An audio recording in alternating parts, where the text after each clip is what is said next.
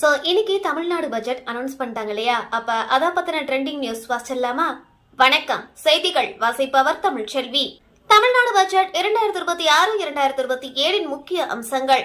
தமிழக அரசின் 2026-2027 நிதியாண்டுக்கான பொது பட்ஜெட்டை நிதி அமைச்சர் மரிய வில்சன் அவர்கள் சமீபத்தில் தாக்கல் செய்தார். வெற்றி என்ற பெயரில் இளைஞர்கள், பெண்கள் மற்றும் மாணவர்களை மையப்படுத்திய பல்வேறு புதிய திட்டங்கள் இதில் அறிவிக்கப்பட்டுள்ளன.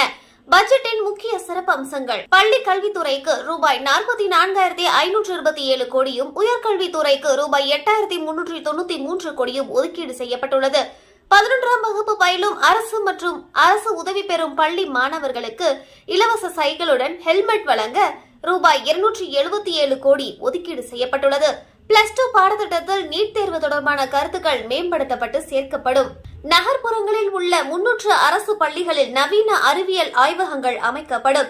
அரசு மருத்துவமனைகளில் பிறக்கும் ஒவ்வொரு குழந்தைக்கும் 1 கிராம் தங்க மோதிரம் வழங்கப்படும். கர்ப்பிணி பெண்களுக்கான மருத்துவ பராமரிப்பு மற்றும் இலவச உணவு வழங்க தாய் கேர் மையங்கள் அமைக்கப்படும். முதியோர்களுக்கு சிகிச்சை அளிக்க தமிழ்நாடு முழுவதும் 1000 நடமாடும் மருத்துவ மையங்கள் அறிமுகப்படுத்தப்படும். சமூக நலத்துறைக்கு ஒட்டுமொத்தமாக ரூபாய் 9,818 கோடி ஒதுக்கப்பட்டுள்ளது. தகுதியான மகளிர் சுய உதவி குழுக்கள் தொடங்கும் நிறுவனங்களுக்கு ரூபாய் 5 லட்சம் முதலீட்டு மானியம் வழங்கப்படும். இளைஞர்களின் திறன் மேம்பாட்டிற்காக வெற்றி திறன் பயிற்சி திட்டம் அறிமுகப்படுத்தப்பட்டு அதற்காக 2000 கோடி ஒதுக்கீடு செய்யப்பட்டுள்ளது. மாணவர்களுக்கும் பட்டதாரிகளுக்கும் செயற்கை நுண்ணறிவு திறன்களை கற்பிக்க AI எகனாமி மிஷன் என்ற புதிய திட்டம் தொடங்கப்படும்.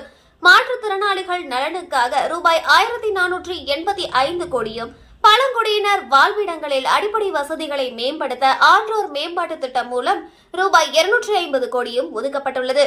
இதுபோன்ற மேலும் செய்திகளை தெரிந்து கொள்ள எமது தமிழின் குரல் சேனலை சப்ஸ்கிரைப் செய்து கொள்ளுங்கள். நன்றி, வணக்கம்.